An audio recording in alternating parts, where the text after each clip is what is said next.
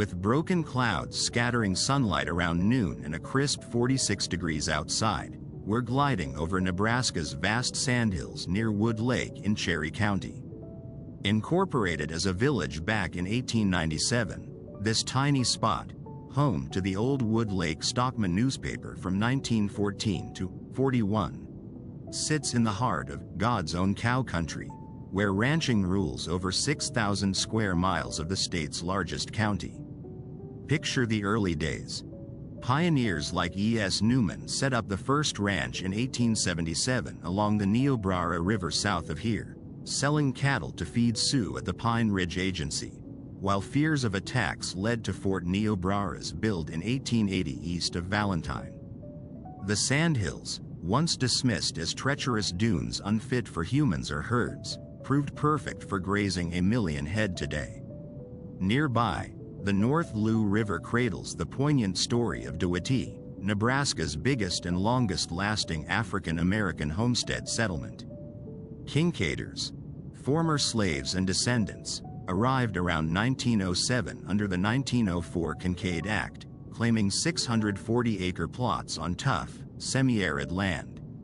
They built sod houses, ran a post office, church, store, and the fierce North Loup Sluggers baseball team, which racked up undefeated seasons.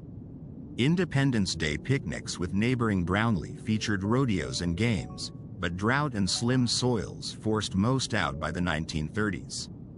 Expect windy springs, hot summers, snowy winters, classic Sandhills rhythm. Swing by Snake River Falls or Smith Falls for natural cascades amid the grasses, or trace soddy remnants for a humbling hike. It's raw resilience wrapped in endless prairie.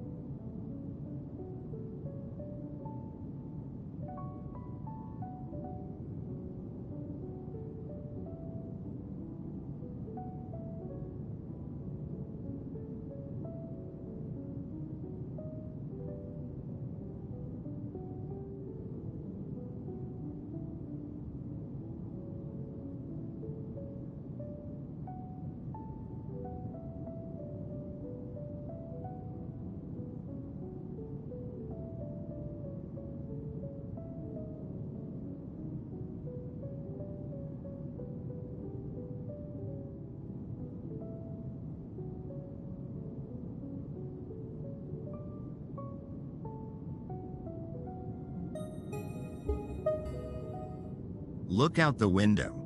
Somewhere down there in the vast Nebraska Sandhills is Newport, a plucky little village in Rock County that punches above its weight in frontier tales. Picture this. Around 1880, the railroad chugs in, naming the spot after a sturdy bridge spanning the Niobrara River, which forms the county's northern edge. Incorporated in 1884, Newport boomed faster than its rival Bassett for years, fueled by hay shipping, 25 carloads a month at peak in the 1890s, and savvy entrepreneurs like Ernest Myers, who turned a sod house start into a lumber empire and even hobnobbed as a state senator. Hay was king here, with dealers like William Allen dominating until the industry's fade dimmed the lights on hotels, blacksmiths, and broom factories. Population-wise, the county topped out near 4,000 in 1940, but Newport's precinct feels like a time capsule of homestead grit under Kincaid Act claims and timber culture pushes. Today, it's ranching heartland, with prehistoric rock formations at the old gravel pit west of Bassett whispering of 10,000-year-old secrets. County seat battles? Newport lost to Bassett in 1889, but that fire-forged spirit lingers, one quirky nod to the past. Early records brim with Newport Village assessments, like a 1903 personal property ledger frozen in time. Swing by Long Pine nearby for railroad echoes, or trace Rock Creek, the watery namesake. Winters bite with blustery plains cold, summers bake under big skies, perfect for stargazing over silent prairies. Small town Nebraska at its rawest.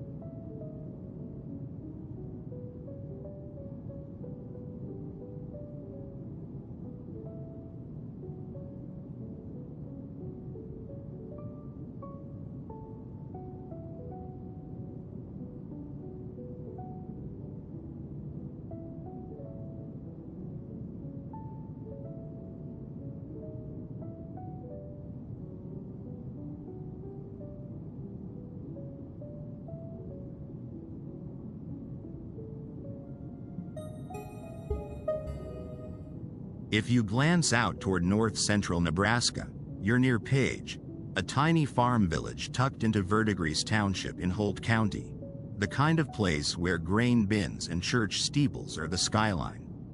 Page grew up with the railroad era and the great corn and cattle economy of this part of the plains. Today, it's classic rural Nebraska. Family farms, shelter belts of trees breaking the wind, and long section line roads laid out from early survey work. Just north of town is something quietly significant in mapping history: the Page Baseline, a precisely measured survey line established in 1900 that helped calibrate early geodetic surveys in Nebraska. It's the sort of spot you'd drive past without noticing, but it mattered a lot to people making accurate maps of the region. Life here revolves around the agricultural calendar. Springs can be muddy and windy, summers are hot with big skies and thunderheads, and winters bring that dry, powdery snow and sharp cold common on the northern plains. Autumn, when the corn is coming out and the air turns crisp, might be the most photogenic season. You won't find a big restaurant strip, but you are solidly in beef and corn country. Local cafes and community suppers lean on things like casseroles, pies, and no-nonsense Midwestern baking.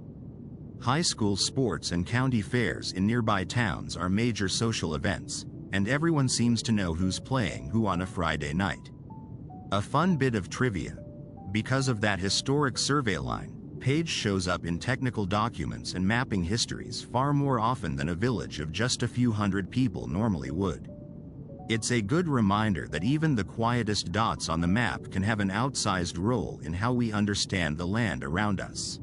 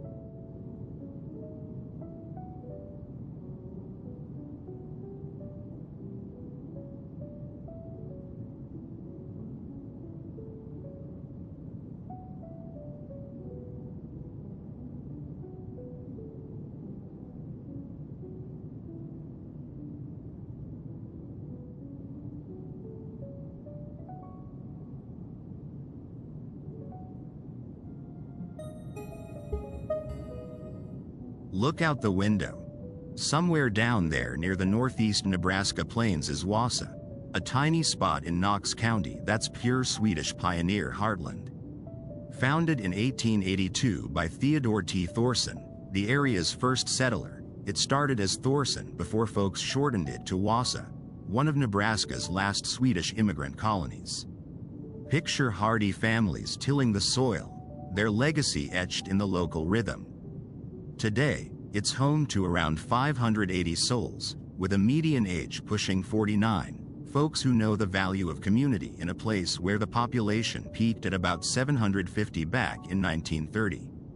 Agriculture drives the economy: corn, soybeans, livestock under those vast skies. But the real draw is the annual smorgasbord, kicking off in 1943 by the Methodist Women's Society. It's a buffet extravaganza of Scandinavian staples like lutefisk, meatballs, and rye bread, drawing crowds for its homemade charm and small-town spectacle. Winters here bite with sub-zero chills and snowdrifts, while summers warm to the 80s, perfect for harvest festivals. Drop by the old schoolhouse district, where high school classes began in 1895, or chat up locals about pronouncing Wausau. Is it Wasu or Wosu? Either way, it's a quirky nod to those immigrant roots. If you're road tripping, pair it with a swing through the Lewis and Clark sites nearby or the Niobrara River for canoeing. Wausau rewards the curious with stories that linger like fresh-baked limpa bread.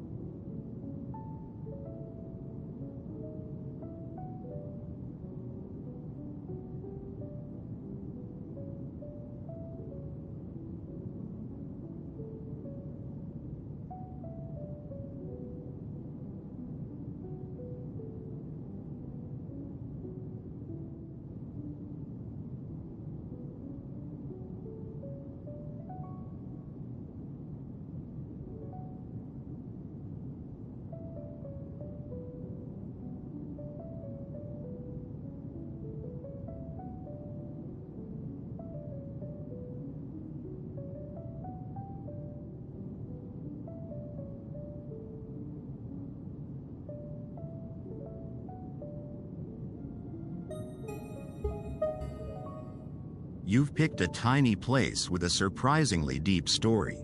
Ponca, up in Nebraska's northeast corner near the Missouri River Bluffs, sits in the heart of the traditional homeland of the Ponca people, who built villages in this area as early as the 1600s after separating from the Omaha.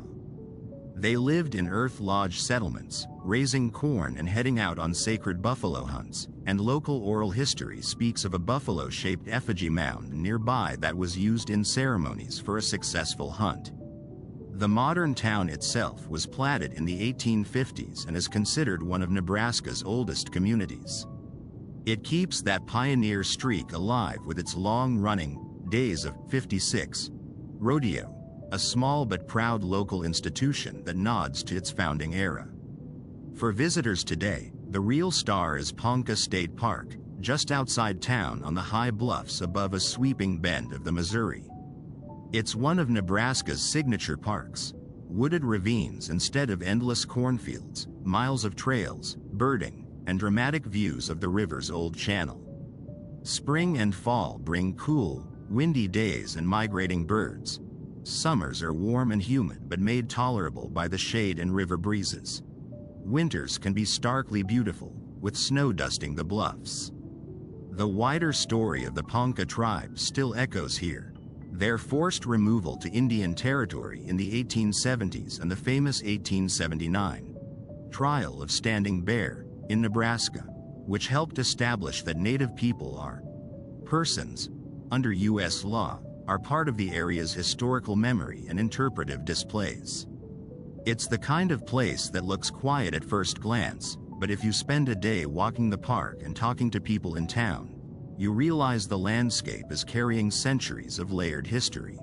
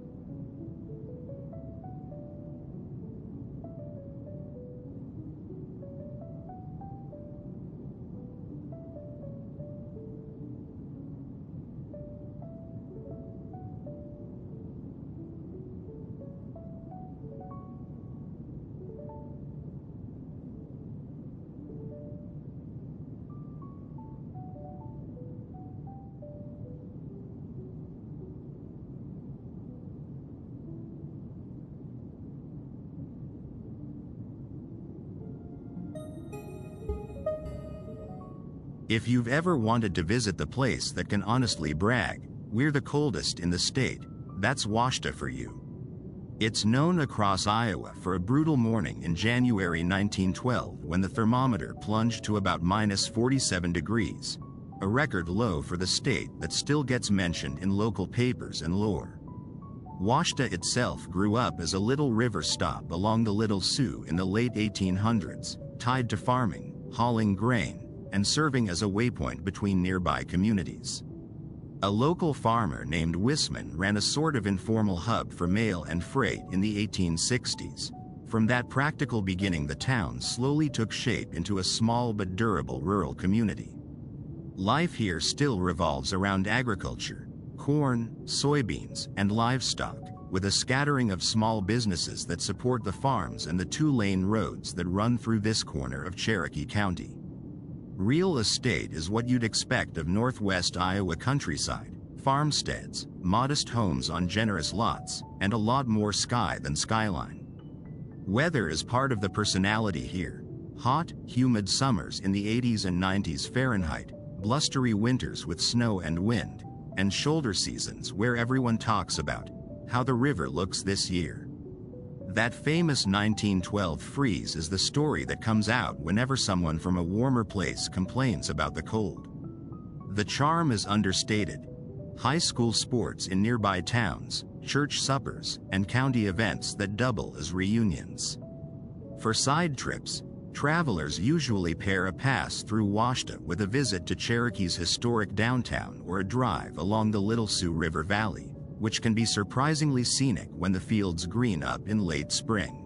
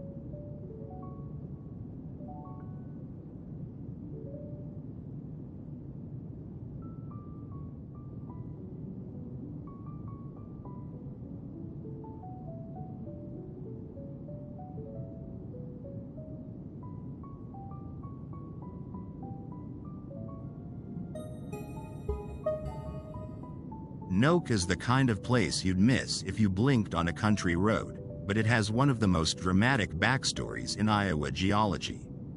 This tiny unincorporated community was laid out in 1901 and named for its founder, William Noke, a local landowner who put it on the map in the early railroad era. For decades, it's been a cluster of farm homes and a few streets amid corn and soybean fields, never more than a few dozen residents. Its early population was just 8 people in 1902, creeping up to 17 by 1925. The local life revolves around agriculture. Grain elevators, co-ops, and the rhythms of planting and harvest define the calendar more than any city hall, since Noke doesn't have its own municipal government. What makes it quietly extraordinary is what you can't see. Noke sits near the edge of the buried Manson impact structure, one of the largest known meteor impact sites in North America. Around 74 million years ago, a sizable object slammed into this part of Iowa. Glaciers and sediment later buried the crater so thoroughly that the landscape now looks like ordinary rolling farmland. You'd never guess you were passing over the scar of a prehistoric catastrophe. The town has a gently self-mocking sense of humor about its size. A welcome sign put up in 2001 cheerfully claimed a population of 21 and joked that you reach Noke via the next 3 exits: Noke Main, Noke Drive, and Noke Road. A highway-style gag for a place with only a handful of streets. Weather-wise, it's classic northwestern Iowa. Snowy, windy winters, humid summers with thunderstorms sweeping across the fields, and autumns that turn into a patchwork of harvested earth and golden stubble. For a traveler, Noke is less a destination than a story, a speck of a farm community sitting atop the hidden footprint of a dinosaur age impact, still carrying a founder's name more than a century later.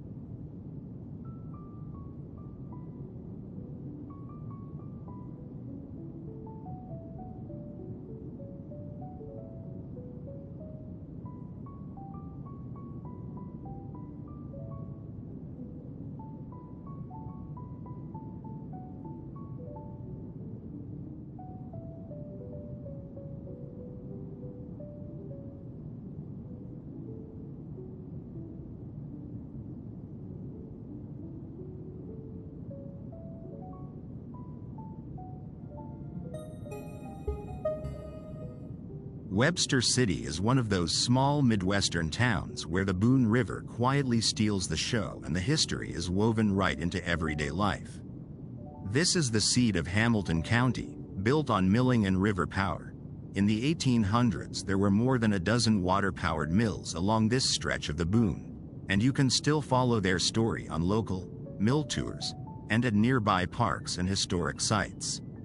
The railroad and agriculture shaped the town that followed, so you still feel that blend of farm economy and small manufacturing, with a very local, Main Street kind of business scene. For a town its size, Webster City punches above its weight in culture. The Kendall Young Library is a Beaux-Arts gem, with African marble columns, mosaic floors, and a stained glass dome that feels more like a European reading room than rural Iowa.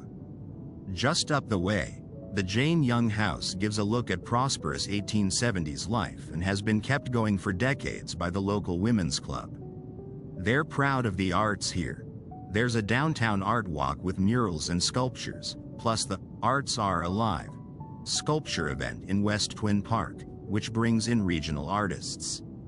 On summer evenings, locals head for the Hamilton County Speedway for stock car racing, or to the Boone River Recreational Trail, a paved riverside route that's as much social corridor as bike path. Food-wise, you'll find classic Midwestern comfort, family cafes, bakery stops, and, just outside town, farm-based outfits like Wildcat Distilling using local grain and botanicals for their spirits. One fun quirk: Hamilton County is known for more than 40 brightly painted barn quilts scattered across the countryside, turning old farm buildings into a kind of open-air gallery and making even a simple drive feel like a small scavenger hunt.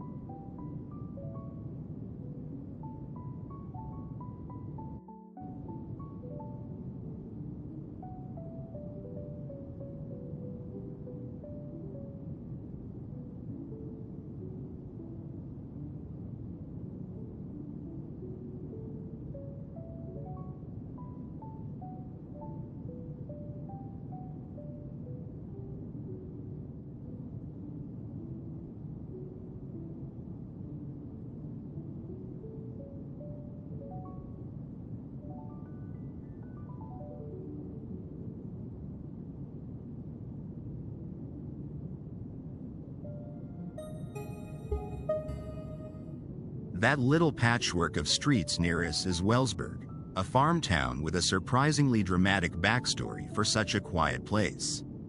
Wellsburg really begins with George Wells, a cattleman from Connecticut who came out here in the 1860s, bought about 1,500 acres of open prairie for a couple of dollars an acre, and turned it into big-time cattle country.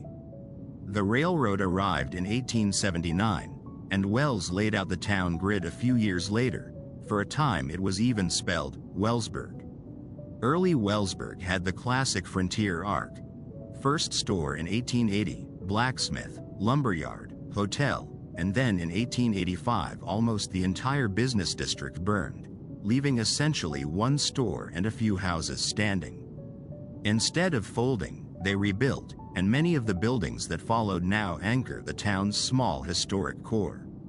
You still see traces of that past at places like the Wells Hotel Museum, which keeps local artifacts and stories from the railroad and cattle days, open seasonally on summer Saturdays. Around town, simple frame houses sit alongside sturdier brick structures from that early rebuild era. Life here revolves around row crop agriculture, corn and soybeans, and the services that support it: grain, farm equipment, small retail, and a tight local school community. Winters are classic north-central Iowa, cold, windy, and snowy, a far cry from that legendary winter of 1879 to 80 when snow reportedly piled up to the treetops as the rail line was finished.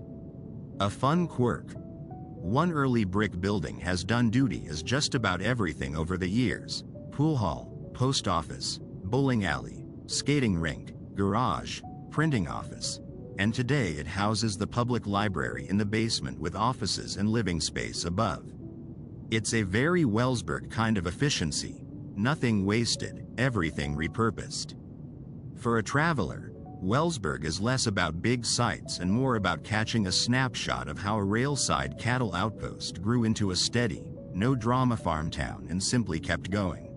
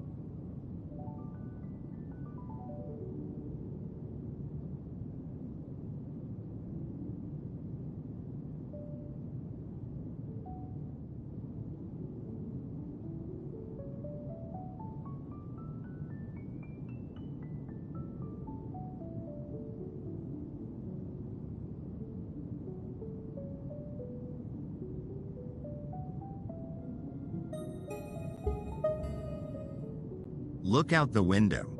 Somewhere down there to the east is Jessup, a tidy spot straddling Buchanan and Black Hawk counties with around 2,500 folks calling it home.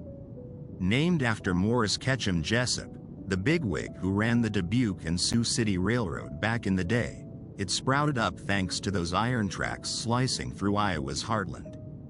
These days, Jessup's buzzing with growth, new subdivisions popping up like cornstalks after rain, drawing families from the nearby Waterloo-Cedar Falls metro area, just a short hop away.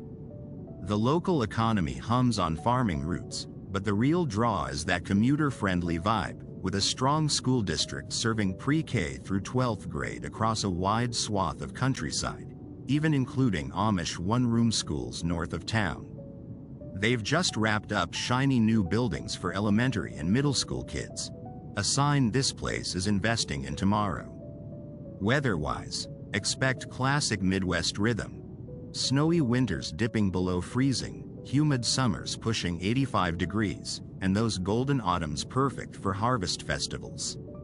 Fun fact: Jessup claims Bill Wagner, a major league catcher who swung for the fences from 1914 to 18, and the Grammy-winning Ying Quartet, those classical string wizards who put the town on the world stage.